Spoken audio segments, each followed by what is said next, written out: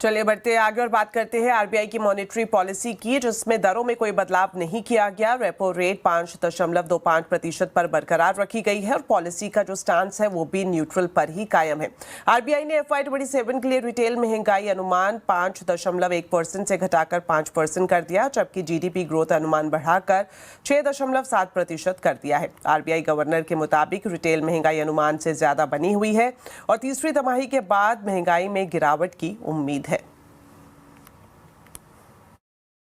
The higher inflation is mostly on account of fuel and food, with little signs of generalization of price pressures so far.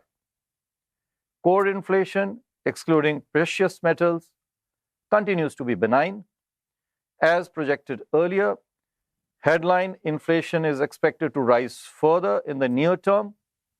It is expected to peak in Q3 of this year, primarily again due to food and fuel, and thereafter moderate. Renewed tensions in West Asia, which are disruptive of global supply chains, volatility in international financial markets, and weather-related shocks, however, pose downside risks to growth. तो RBI governor ने monetary policy में किन बातों पर focus किया है, इसकी पूरी डिटेल बता रहे हैं आशीष वर्मा।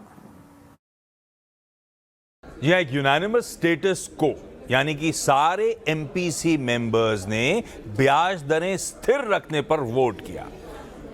और ध्यान रखिएगा, इस साल 2026 की ये चौथी मॉनेटरी पॉलिसी थी और चौथी बार लगातार ब्याज दरों में कोई छेड़छाड़ नहीं करी गई। और इनफैक्ट साथ में जो स्टैंस था उसे न्यूट्रल पे बरकरार रखा गया। ये आउटकम लार्जली जैसा स्ट्रीट एक्सपेक्ट करके चल रहा था उससे एकदम परफेक्टली अलाइन होता हुआ नजर आया। जहां तक गवर्नर साहब की इन्फ्लेशन रिलेटेड कमेंट्री की बात थी, उनका कहना था इन्फ्लेशन बड़ा है पर एक्सपेक्टेड लाइंस पे, और इन्फ्लेशन के इंटरनल्स बुरे नहीं है। सप्लाई साइड प्रेशर है वो, लेकिन ब्रॉड बेस नहीं हो रहा है। एक्सपेक्टेड है आगे गिरता हुआ नजर आएगा। जो दिक्कतें हैं सिर्फ फूड और फ्यूल की हैं, और वो भी वो मान रहे हैं कि Q3 में पीक होता हुआ नजर आएगा, उसके बाद वो इन्फ्लेशन की ट्रैजेक्टरी कूल ऑफ होती हुई नजर आएगी। पर क्योंकि आउटलुक अनसर्टेन है, आउटलुक अनसर्टेन मतलब उन्होंने मेंशन करा यूएस के साथ जो ट्रेड पॉलिसी रिलेटेड दिक्कतें, मॉनसून और उसमें अल नीनो का इंपैक्ट, और साथ में जियोपॉलिटिक्स जोड़ लीजिए, इसी के चलते स्टैंस अभी न्यूट्रल पे रखा गया है। हाँ, इकोनॉमिक प्रोजेक्शंस में बदलाव हुआ, ये एक्सपेक्टेड नहीं था, लेकिन एक माइनर टिंकरिंग है।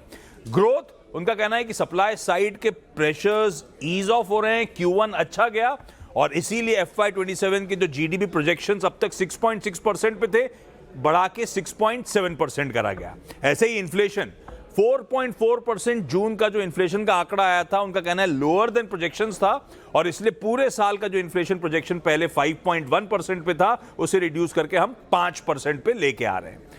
गवर्नर साहब की कमेंट्री को सुनकर अगर कहा जाए कि रीडिंग बिटवीन द लाइंस, तो ऐसा कहिए कि कॉशन है लेकिन कॉन्फिडेंट साउंड कर रहे हैं।